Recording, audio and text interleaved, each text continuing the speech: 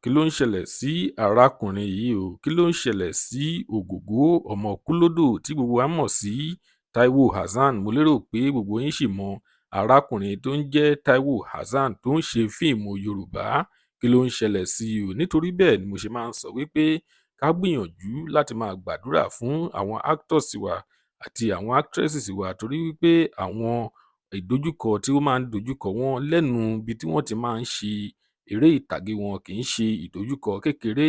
Ẹ jẹ́ ká gbìyànjú láti máa gbàdúrà fún àwọn favourite actor wa àbí àwọn favourite actress wa. Kí ló ń ṣẹlẹ̀ sí Táíwò Hassan? Lágbo òṣèré la wà.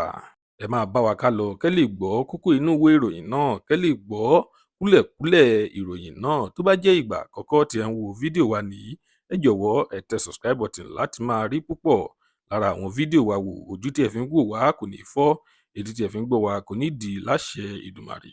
Ọpẹ́ ọmọ Àjíbóyè lórúkọ tèmi. Ẹ kú dédé wòyí níbikíbi tẹ́ bá ti ń wò wá nílé lóko lẹ́yìn odi. Lónìí ìròyìn jẹ́ kó yé wa wípé Táíwò Hassan tí gbogbo wa mọ̀ sí Ògògó ọmọ Kúlódò ó ti gbé lọ sórí ìtàkùn ayélujára rẹ̀ Instagram. Ó kọ síbẹ̀ wípé òun ni wọ́n fún ní Best Senior Actor ní Nàìjíríà, àwọ́ọ̀dù tuntun tí wọ́n ṣẹ̀ṣẹ̀ ṣe ní àná tàbí ìjẹta. Wọ́n ní wípé wọ́n ní Ògògó ọmọ Kúlódò ò ní Best Actor. Congratulation ńlá nìyí fún Ògògó ọmọ Kúlódò.